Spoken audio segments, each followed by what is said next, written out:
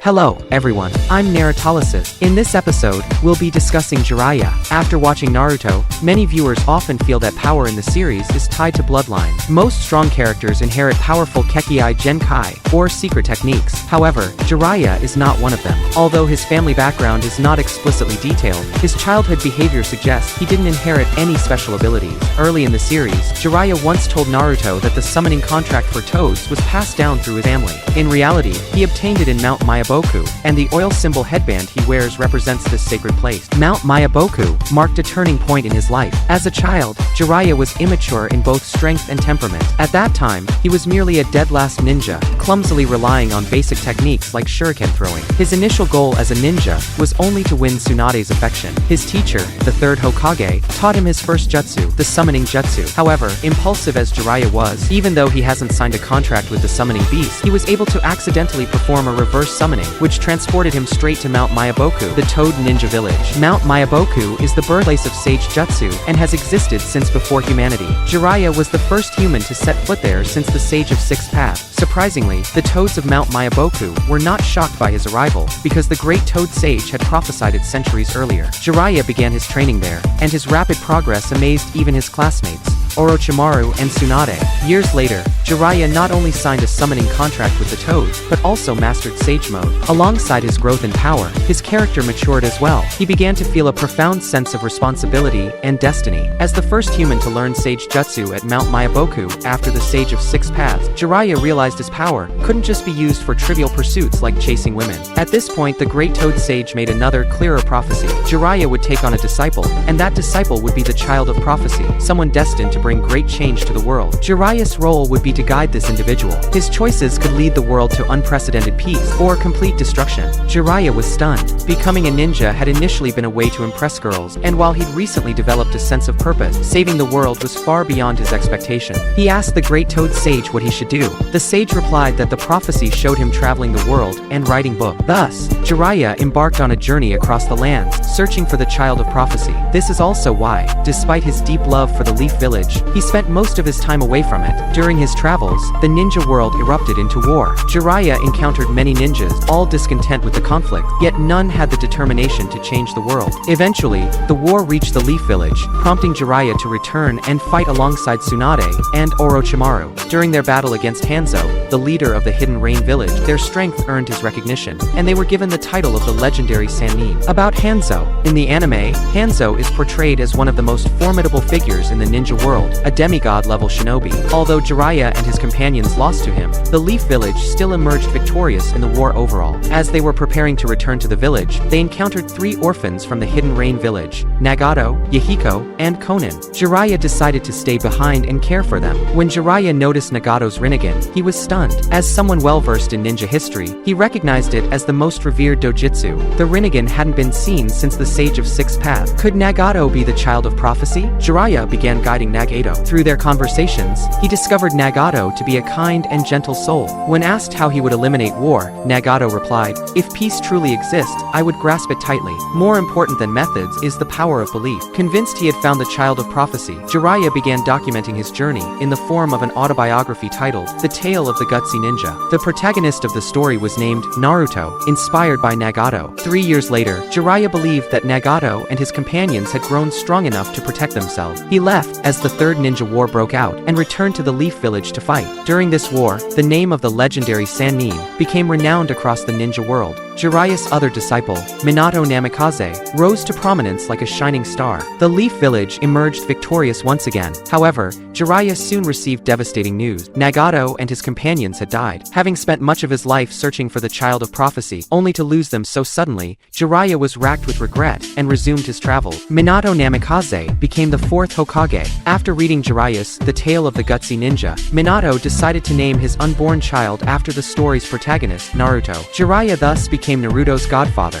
tragedy struck the Leaf Village when the Nine-Tails attacked, and Minato sacrificed his life to protect it. Jiraiya, still traveling, once again mourned the loss of a disciple. Years later, with little to show for his efforts, Jiraiya returned to the Leaf Village. There, he met a grown-up Naruto. Jiraiya took Naruto under his wing, helping him sign a summoning contract with the Toads of Mount Mayaboku, and setting the stage for Naruto's future training in Sage Jutsu.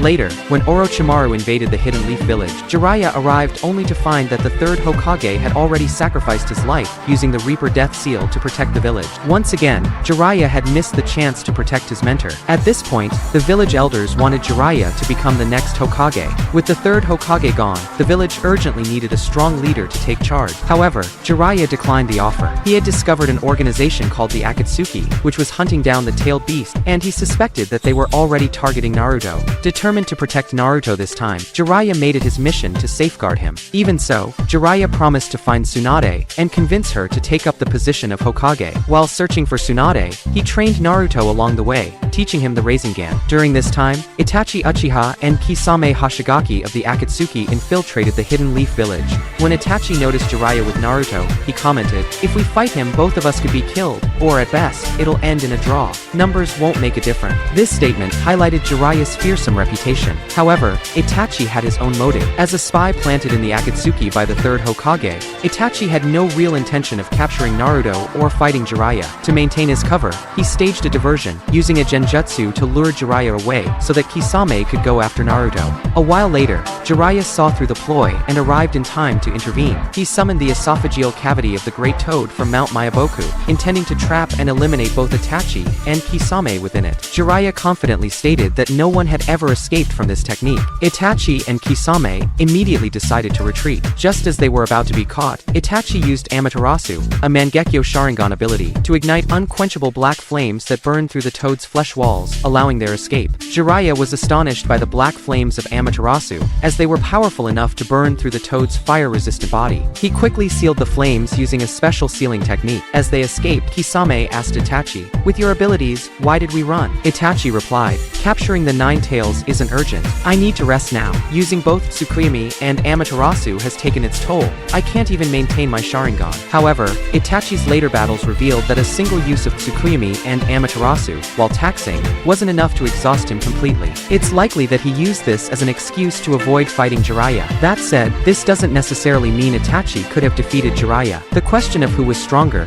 Itachi or Jiraiya, has long been debated. Some argue that since Itachi defeated Orochimaru twice with ease, and Jiraiya is considered Orochimaru's equal as one of the three legendary Sannin, Itachi would also overpower Jiraiya. However, this comparison isn't entirely accurate. In both instances where Itachi fought Orochimaru, he used techniques like Genjutsu and the Totsuka blade to swiftly end the battles before Orochimaru could counterattack. There was an element of type advantage. Among the three Sannin, Tsunade specializes in medical ninjutsu, Orochimaru leans toward research and forbidden technique, while Jiraiya is the most combat-focused. Jiraiya's Sage mode also offers resistance to Genjutsu, making it difficult for Itachi to win through illusion alone. Furthermore, this battle took place within the Land of Fire. If it turned into a prolonged fight and Jiraiya summoned Gamabunta, while Itachi activated Susanoo, reinforcements from the Hidden Leaf would likely arrive quickly. In fact, just after Itachi and Kisame retreated, Might Guy arrived on the scene, proving how fast backup could arrive in such a situation. After Jiraiya taught Naruto the Rasengan and successfully found Tsunade, they encountered Orochimaru. Orochimaru's arms had been sealed by the Reaper Death Seal, a consequence of his battle with the third Hokage. He sought out Tsunade to heal him, and tried to tempt her by offering to resurrect her deceased lover and younger brother. Tsunade, unwilling to involve Jiraiya in the conflict, drugged him and went to meet Orochimaru alone. When Jiraiya regained consciousness, he immediately rushed to support Tsunade, but the drug was still affecting him, limiting his strength to less than 30% of its usual level. This led to an unprecedented and somewhat comical battle among the legendary Sannin. Jiraiya could only summon small, awkward-looking toads, while Tsunade, paralyzed by her hemophobia, was unable to move. Orochimaru fared slightly better, as his hands were incapacitated, but he could still use his head and tongue for attacks. Thus, the battle started with Naruto, Shizune, and Kabuto clashing first, followed by a showdown among the three summoned beasts. In the end, Tsunade overcame her fear of blood, defeating Orochimaru and forcing him to retreat, with Jiraiya supporting her throughout the fight. Later, Jiraiya oversaw Naruto's training for 3 years. During this time, he worked tirelessly to help Naruto gain complete control over the Nine-Tails power. Using the key left behind by the fourth Hokage, Jiraiya partially loosened the Nine-Tails seal. However, Naruto's will was quickly consumed by the beast, and he entered the dangerous Four-Tails state. To stop Naruto's rampage, Jiraiya suffered serious injuries. Some might question why Jiraiya struggled with Four-Tails Naruto, while Orochimaru fought him without the use of his hands, and managed to retreat unharmed, and Pain even managed to handle Eight-Tails Naruto. But it's important to note that fighting and controlling are two entirely different challenges. Jiraiya lacked would release or Sharingan abilities, which could aid in subduing the Nine-Tails. He had to place a seal directly on Naruto's head without harming him, a delicate and risky task. In contrast, Orochimaru only needed to dodge attacks and could flee when overwhelmed. As for Pain, his Rinnegan gave him the capability to directly confront the full Nine-Tails, putting him in an entirely different league. 3 years later, Jiraiya and Naruto returned to the Hidden Leaf Village, having completed their training. However, Jiraiya didn't settle down. He left immediately to investigate the Akatsuki, and eventually discovered the location of its leader in the Hidden Rain Village, the same place where he had once met Nagato and the others. When the 5th Hokage, Tsunade, learned of this, she wanted to launch an attack on the Hidden Rain Village. But Jiraiya, wanting to confirm the accuracy of the information, decided to go alone to investigate first before forming a strategy. Tsunade was deeply worried about Jiraiya's safety. To ease her concerns, Jiraiya jokingly suggested that she bet on his death, knowing her terrible luck in gambling. "But when I come back and win the bet," he teased, "how about you marry me? That last part is my addition." In truth, Jiraiya hesitated to say this final line, leaving it unsaid. Tsunade, however, seemed to be waiting for him to finish his thought. With a heavy heart, Jiraiya bid farewell to Tsunade, to the village, and to everything he held dear, venturing alone into the Hidden Rain Village. After sneaking into the Hidden Rain Village, using a space-time ninjutsu, Jiraiya discovered that the village was far more stable and prosperous than he had imagined. During his investigation, he learned that Hanzo the Salamander was no longer the leader of the village. Instead, it was now ruled by someone called Lord Pain, revered as a god, and his angelic spokesperson, Lady Konan. The villagers admired them deeply. Jiraiya was shocked to hear that Pain had single-handedly killed Hanzo and unified the war-torn country. Knowing Hanzo's strength, Jiraiya realized that this mission was far more dangerous than he had anticipated. Still, he was unwilling to leave empty-handed. As he continued his investigation, Konan suddenly attacked.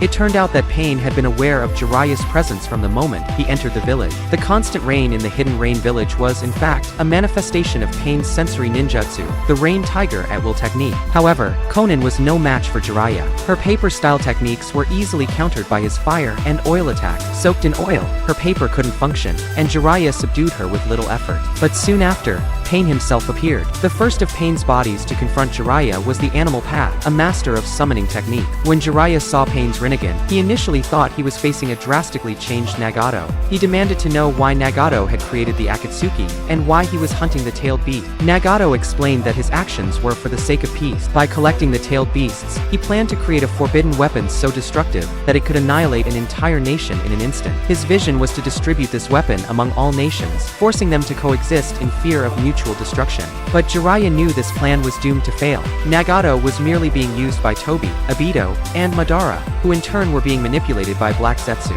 Ultimately, this chain of manipulation would lead to the infinite Tsukuyomi and the resurrection of Kagaya Otsutsuki. Moreover, Jiraiya firmly believed that peace born from fear would always be fragile and riddled with contradictions. Determined to stop Nagato, Jiraiya prepared for battle. Knowing how formidable his opponent was, Jiraiya immediately began preparing to enter Sage Mode. However, gathering natural energy required time, so he summoned the Toad Sword Gamagan to hold off the Animal Path. The summons kept coming, each one more troublesome than the last. One of the most challenging was a dog that could split infinitely upon being attacked. To deal with it, Jiraiya used shadow clones to lure the multiplying dogs into one location, and then summon the esophagus of the Great Toad to swallow them all at once. Next, a monstrous bird appeared, which Jiraiya eliminated with a fire release technique. Immediately after, a massive rhino charged at him, but his shadow clone managed to take it down. The Animal Path continued summoning beast after beast, but by this time, Jiraiya was ready. He summoned the Elder Toad Sages, Fukasaku and Shima, and entered Sage Mode. With his newfound power,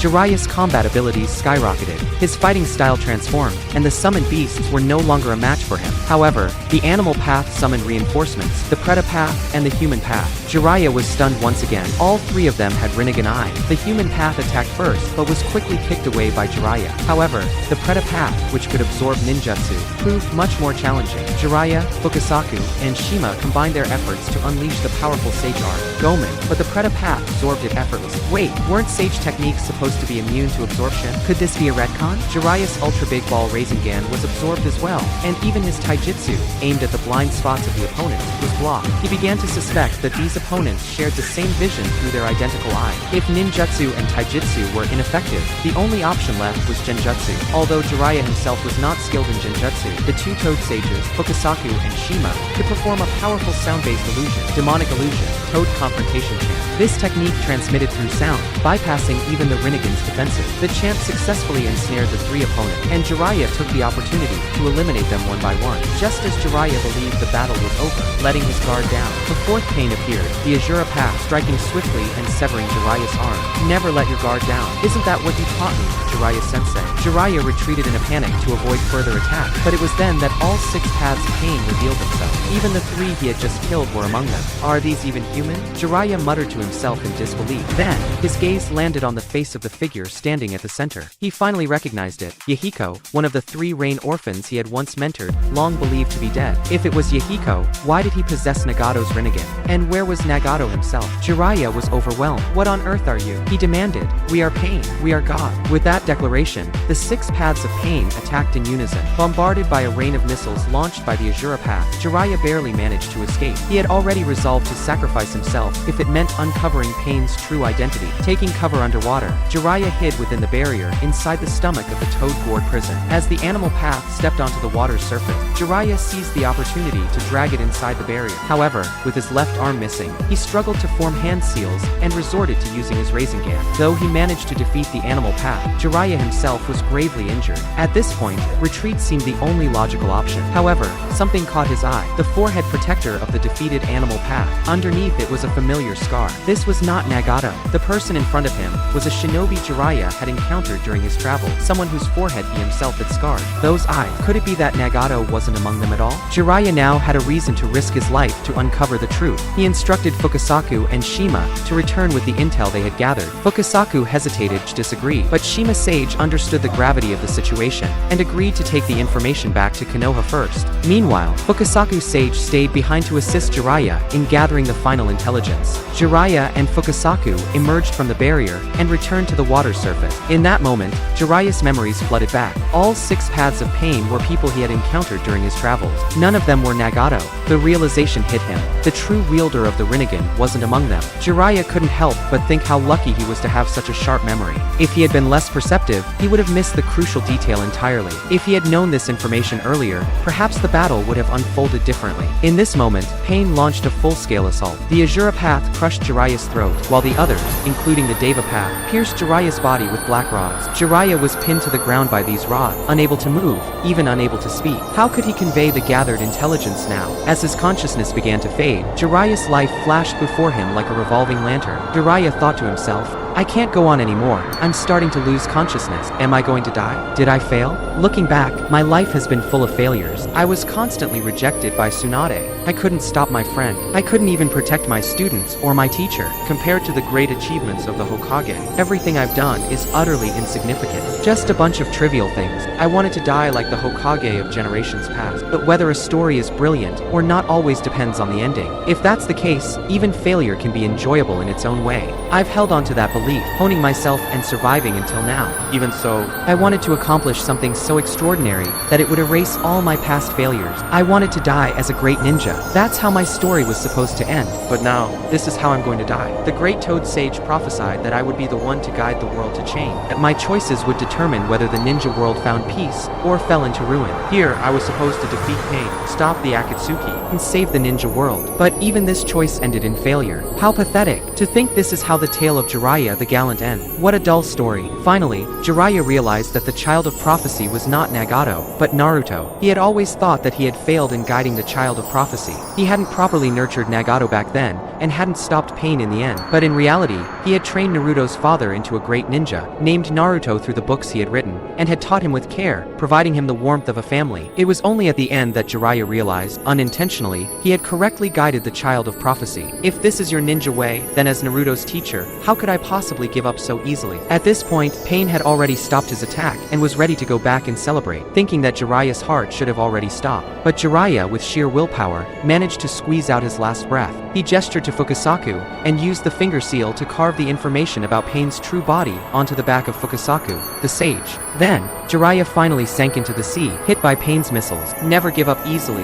that was the true choice I should have made. The story of Jiraiya, the hero. Now, it's starting to feel like something worthwhile, right? The final chapter. The frog in the well disappears into the sea. Not bad, not bad. Alright, it's almost time to put down the pen. Jiraiya's grand life came to an end, drawing a full stop to his journey. Jiraiya's battle with Pain was actually in his favor for the first half. When he killed 3 of Pain's bodies, he did so without a scratch, and seemed to have plenty of chakra. However, things took a sharp turn for the worse when he lost his arm after being ambushed by the Azura Path. From then on, his battle situation deteriorated. Through Jiraiya's numerous battles, it's clear that his fighting style is very orthodox and traditional, relying on hand seals to use ninjutsu and scrolls for sealing technique. Unlike some ninjas who rely on eye techniques and can fight just by staring, losing an arm had a significant impact on him. He was eventually forced to fight using only one hand to perform the Rasengan. Had Jiraiya known from the start that there were 6 enemies and not underestimated the situation, the outcome might have been different. After the battle, Pain himself admitted that without the secret behind his power,